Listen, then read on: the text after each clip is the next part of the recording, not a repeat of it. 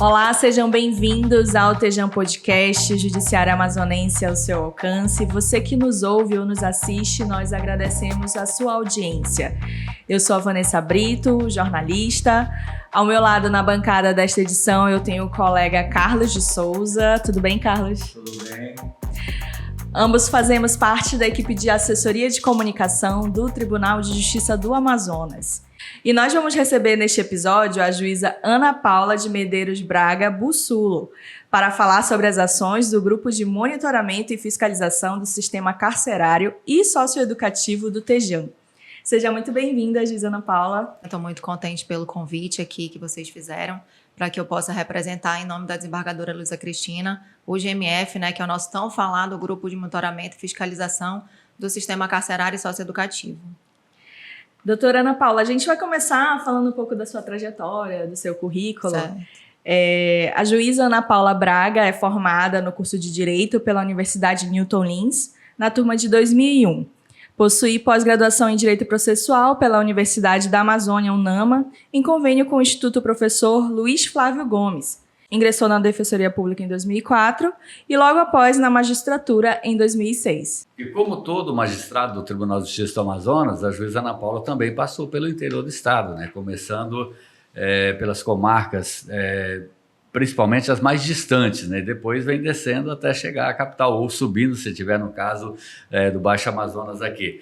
A juíza Ana Paula passou por Coari, nos juizados especiais civil e criminal, e Juruá, Presidente Figueiredo, Manacapuru e também na segunda vara de Iranduba, que já é bem pertinho daqui. A juíza Ana Paula também já recebeu o título de cidadã de Presidente Figueiredo e foi condecorada com a Medalha do Mérito Judiciário pela SMAN em 2022 e do Mérito Acadêmico em 2018. Também em 2018, a juíza foi promovida para o plenário da segunda vara do Tribunal do Júri de Manaus, onde ficou até outubro do ano passado. Foi removida para o terceiro juizado especializado em violência doméstica e familiar contra a mulher, o juizado Maria da Penha, e atualmente é juíza coordenadora do Grupo de Monitoramento e Fiscalização do Sistema Carcerário e Socioeducativo, que é o nosso GMF. Sim. Mais uma vez, doutora, nós damos as boas-vindas, Agradecemos a sua presença aqui conosco, em nome de toda a nossa equipe. Agradeço por ter aceitado o convite de participar desse episódio. Muito obrigada. Eu que fico muito honrada. Muito obrigada. Doutora, nós vamos começar, então, da nossa entrevista, falando um pouquinho sobre a questão dos grupos de monitoramento e fiscalização carcerária, que foram instituídos em 2015 pela resolução número 214 do CNJ, e no Amazonas vem atuando desde então. O que a senhora destacaria assim, de principais objetivos do GMF e de que forma ele vem colaborando para aperfeiçoar o sistema prisional aqui no estado?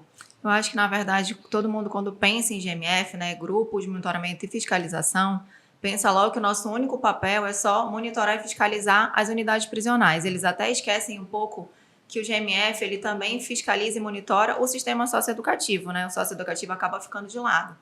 Mas, embora essa seja a nossa principal atividade, na verdade, a gente faz a fiscalização, faz o monitoramento, mas para tentar cumprir com as determinações do CNJ, da própria Constituição da República, da LEP, e que no que diz respeito à justiça juvenil, do próprio ECA. Então, nosso objetivo maior é monitorar e fiscalizar, mas a gente também trabalha nas outras áreas, como saúde, como educação, como lazer, tentando conseguir melhorias tanto para o sistema prisional quanto para o sistema de justiça juvenil.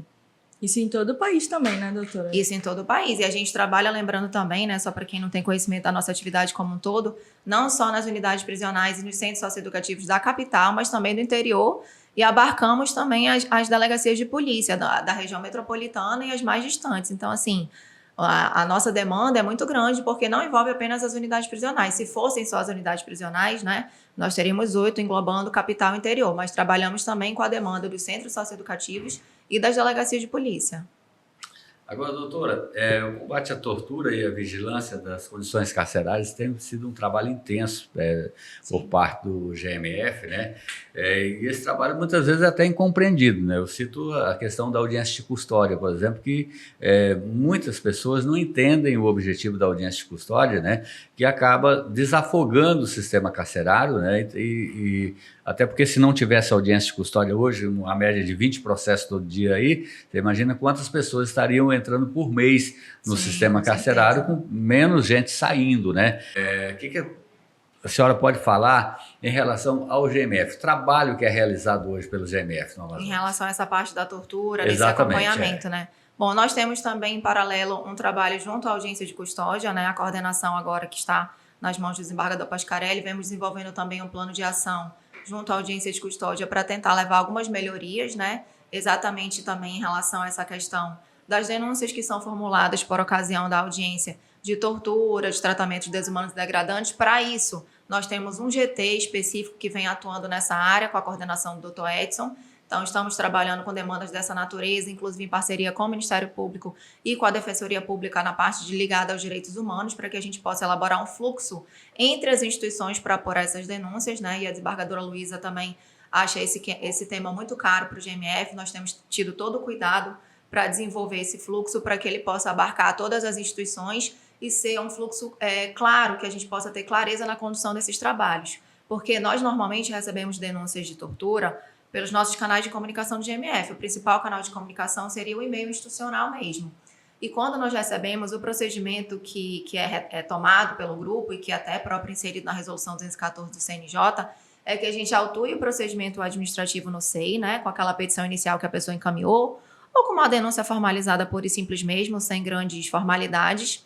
E aí a ordem da desembargadora é que a gente selecione um magistrado colaborador do grupo para que ele vá in loco dentro da unidade ou dentro da delegacia, né, no local onde foi supostamente, onde ocorreu a tortura, para que ele possa verificar. Mas uma verificação mais apurada, porque a gente colhe as informações que estão na petição, colhe as informações das pessoas que estavam trabalhando no momento da situação e também ouve a pessoa supostamente submetida àquele caso. E aí, se for o caso, requisita exame de corpo de delito e qualquer outra demanda dessa natureza. E encaminhando também da mesma forma o processo, tanto para o Ministério Público, que atua como corregedor daquela unidade prisional, ou titular daquela comarca, né, se for no interior, e para o defensor, que atua nessa área voltada aos direitos humanos e coordenador da execução penal, que é o Dr. Tel, e tem colaborado muito conosco na apuração dessas denúncias. E por sorte, Carlos, é até bom ressaltar, é que até agora todas as denúncias que nós recebemos, elas foram encaminhadas, autuadas, a gente realizou esse procedimento e nós, na verdade, com o complemento do relatório do juiz colaborador, verificamos que elas não se deram da forma como elas foram relatadas. Então, significa que nós estamos conseguindo conduzir com clareza, com transparência, essa questão da avaliação dessas torturas que são identificadas, mas que, ao final, não se conclui que não existia muita veracidade na denúncia formulada. Até mesmo na própria audiência de custódia, o magistrado tem essa função também, né, de verificar, de fazer a pergunta ali se o custodiado foi torturado ou não. E aí o passo é encaminhar para a corregedoria também. Sim, do Sistema de Segurança Amazonas, Pública para avaliação e, se for o caso, tecer alguma outra recomendação antes mesmo do feito ser distribuído, né, para o juiz competente da causa. Agora, doutora Ana Paula, uma das funções do cumprimento da pena criminal é justamente a questão da ressocialização, dessa perspectiva de ressocialização dos condenados. Para a senhora que já tem uma experiência na magistratura, um conhecimento desse tema, como que a senhora acha que a ressocialização poderia ser melhor trabalhada no nosso país? Olha, eu posso te dizer que eu assumi a coordenação aí, aceitando o convite da desembargadora Luísa Cristina, né, do GMF, em janeiro desse ano. E de lá para cá, nós já visitamos quase todas as unidades prisionais da capital e do interior e algumas delegacias da região metropolitana.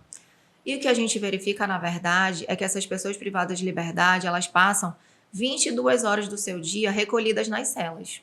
Então, assim, esse é o principal aspecto que eu posso salientar nesse momento, é que a gente precisa trabalhar com a alocação de mais postos de trabalho, né, e de mais salas de aula para estudo, tanto de cursos de ensino regular mesmo, quanto cursos profissionalizantes, para que essas pessoas não passem 22 horas do seu dia trancadas, né, em ócio, e com a mente realmente sem ter uma ocupação. Então, o que precisa para elas é uma atividade, para que elas possam ter a oportunidade que talvez elas não tiveram quando estavam em liberdade, e aproveitar esse momento da reclusão para aprender um ofício, para quando elas saírem novamente em liberdade, que um dia elas vão ser colocadas em liberdade novamente, elas terem uma ocupação e um mercado de trabalho à sua frente para que elas possam sustentar seus familiares.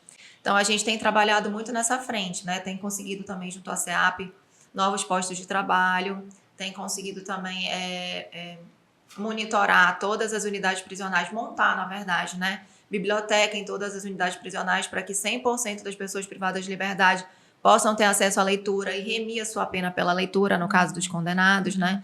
Então, isso tem importado e impactado de forma positiva na vida dessas pessoas.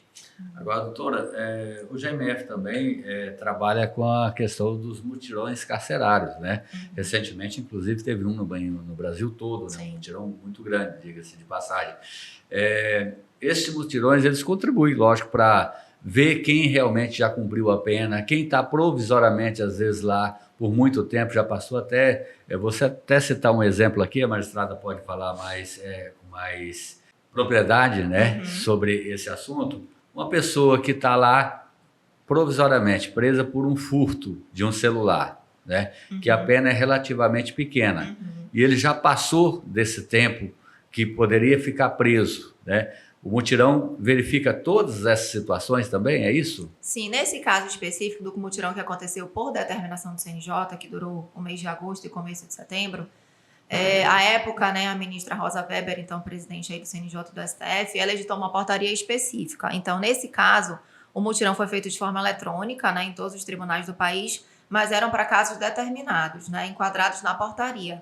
Não se fez uma revisão de todas as pessoas privadas de liberdade no Brasil como um todo, era só quem se enquadrava naquela realidade. Mas a notícia que a gente tem é que daqui para frente esses mutirões vão acontecer com mais frequência, né? E vão abarcar as outras hipóteses que não foram abarcadas por essa portaria anterior. Que no nosso caso desse que aconteceu de forma recente, como você está citando, eram casos específicos das presas gestantes, né? Ou que tinham filhos menores de idade até 12 anos de idade. E também das pessoas que respondiam por tráfico privilegiado e que estavam cumprindo pena no regime mais gravoso do que o determinado, do que elas poderiam ficar, então foram situações específicas. Mas, por exemplo, aqui no Amazonas, só nessas hipóteses da portaria nós conseguimos revisar mais de 6 mil processos.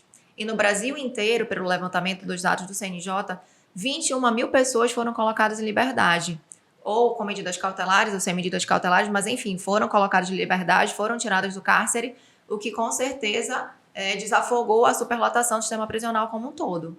Então, a ideia é que esses mutirões se tornem frequentes, realizados a cada 4 meses, para que mais situações dessa natureza aconteçam e que a gente consiga reavaliar essas prisões no menor espaço de tempo, a despeito dessa previsão já existir no Código de Processo Penal, né? Mas a gente constatou pela nossa realidade que os juízes verificam a cada 90 dias, que é o que determina o Código de Processo Penal, mas ainda assim tem sempre um resquício, alguma coisa que pode ser reavaliada e que as pessoas podem ser colocados em liberdade. Foi o que aconteceu nesse mutirão, não só aqui no Amazonas, como no Brasil inteiro. Em relação a isso também, o próprio advogado ou defensor público que está atuando no caso do cidadão que está lá no cárcere, pode pedir essa revisão também, né? Sim, pode solicitar que seja feita a revisão e que o juiz reavalie, porque já passou o prazo, ou porque apareceu algum fato novo que modificou aquela situação anterior que ele se encontrava, e que ele pode ter direito a uma nova análise com a concessão do benefício.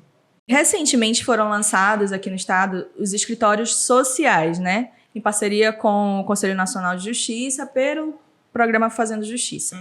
Quais seriam as funções desses escritórios? Qual o objetivo? Como é que eles funcionam aqui no estado? Certo. Como você já falou, né? Esses escritórios, eles nasceram de uma ideia do próprio programa Fazendo Justiça, que é ligado ao CNJ, né? E eles são equipamentos públicos que vêm sendo impulsionados pelo Conselho desde o ano de 2006, que eles fazem, na verdade, uma articulação entre o Poder Judiciário e o Poder Executivo para oferecer serviços especializados para as pessoas egressas, pré-egressas e para os familiares. Então, como é que funciona? É feito um levantamento dentro da unidade prisional das pessoas que estão aguardando encerrar o cumprimento de pena naqueles 6 meses anteriores. E essa listagem é encaminhada para o escritório social e essas pessoas vão até a unidade prisional ou até a delegacia de polícia, como é o caso de São Gabriel da Cachoeira, que é o único escritório social no Brasil onde não tem unidade prisional, é no município de São Gabriel da Cachoeira, certo? Para oferecer o atendimento do escritório social para aquela população, para aquela pessoa que está encarcerada e que está prestes a terminar e extinguir o seu cumprimento de pena. E saber se aquela pessoa quer ser colocada no mercado de trabalho, se ela possui alguma aptidão, se ela deseja fazer algum curso profissionalizante, para que quando ela saia da unidade ela já tenha um caminho novo a seguir, né?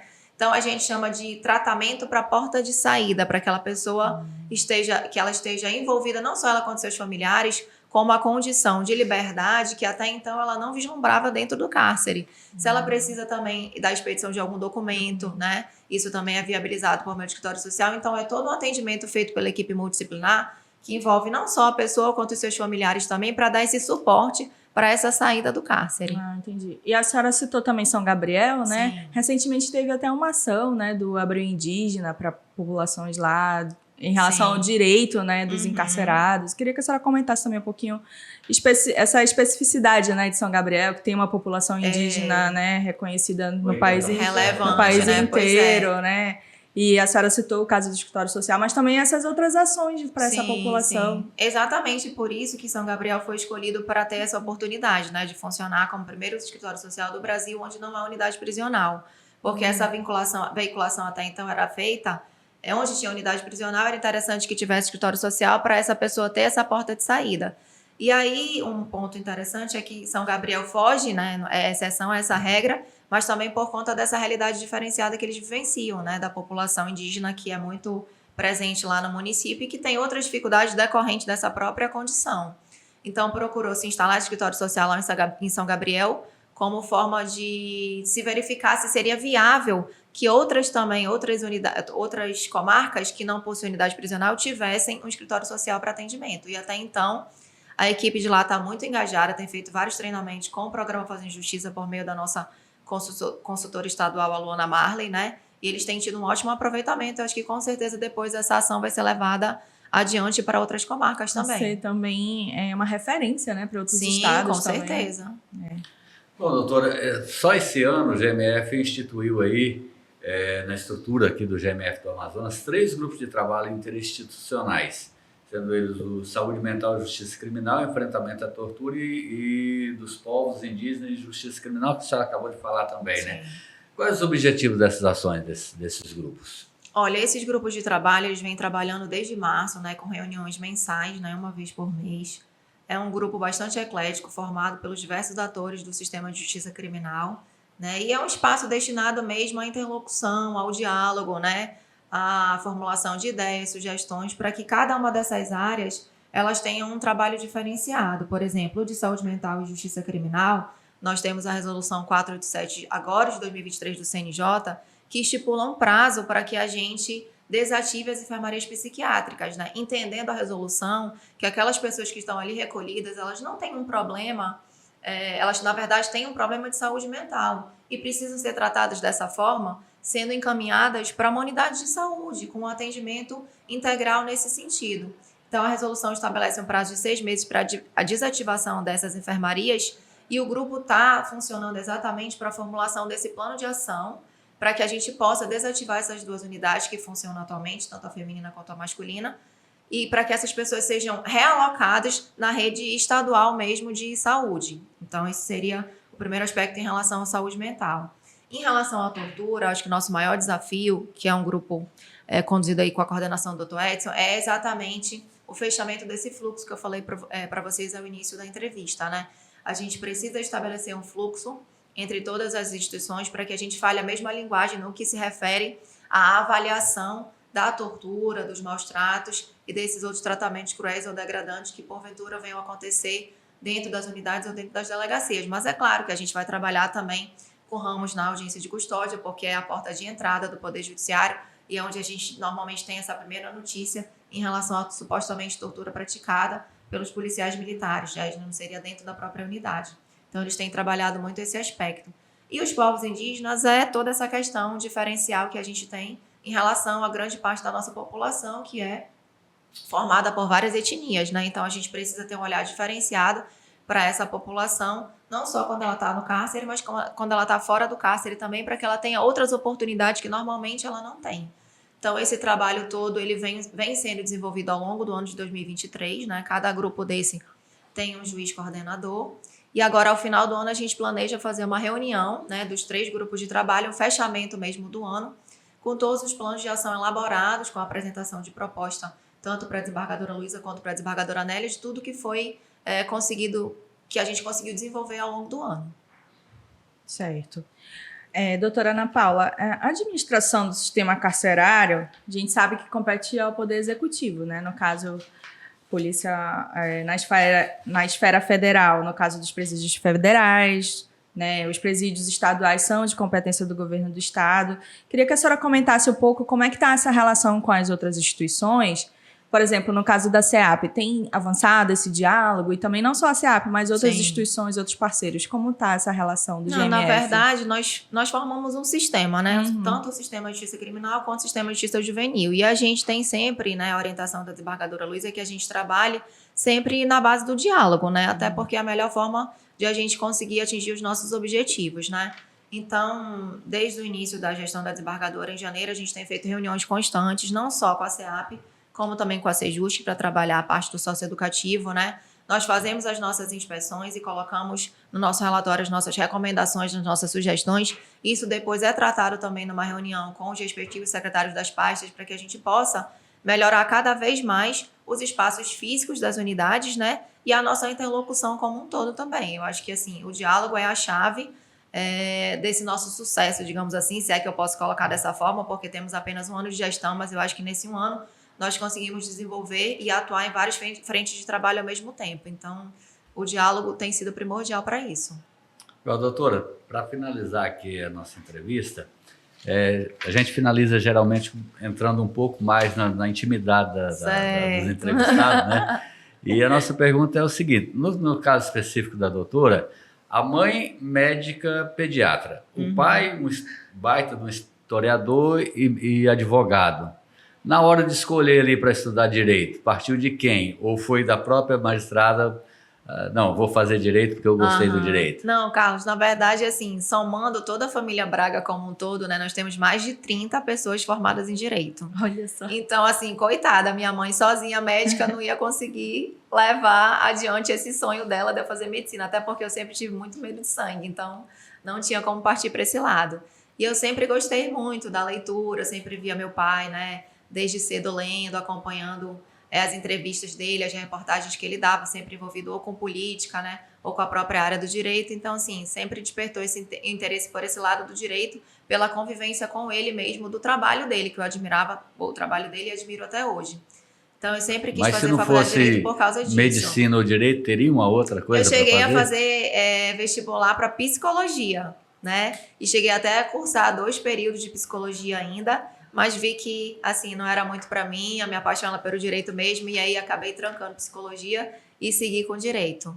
Tá certo. Obrigado, doutora. Esse espaço exatamente está aqui para que os magistrados possam passar para o telespectador, para o ouvinte, né, como funciona realmente essas instituições, né? Certo, é um ótimo canal de divulgação, muito obrigada pela oportunidade também. Queria desde já deixar, né, feito aqui um convite para todos que não conhecem a sede do nosso grupo de monitoramento e fiscalização. Ela funciona no 4º andar do Fórum Enoque Reis e está sempre de portas abertas, tá certo? Muito obrigada. Doutora Ana Paula, só para finalizar, a gente também quer dar uma lembrancinha do nosso Tejam Podcast. Obrigada! Pode abrir? Pode sim, pode abrir. E agradecendo mais uma vez a sua presença, os seus esclarecimentos. Desejando todo sucesso na sua vida pessoal, nos seus projetos, na sua vida profissional também, na coordenação do GMF. Muito obrigada por ter esclarecido esses temas para nós, que foi extremamente importante, né, para os espectadores também conhecerem. Tá bom, muito obrigada também, parabéns pelo trabalho que vocês vêm desenvolvendo. E o Tejam Podcast vai chegando ao fim neste episódio, mas a temporada de 2023 continua. Acesse as nossas redes sociais e o portal do Tribunal de Justiça do Amazonas para saber mais sobre o Judiciário Amazonense. E não se esqueça, todos os episódios estão disponíveis no nosso canal no YouTube e também são exibidos na TV Encontro das Águas. Até o próximo Tejam Podcast, eu aguardo você.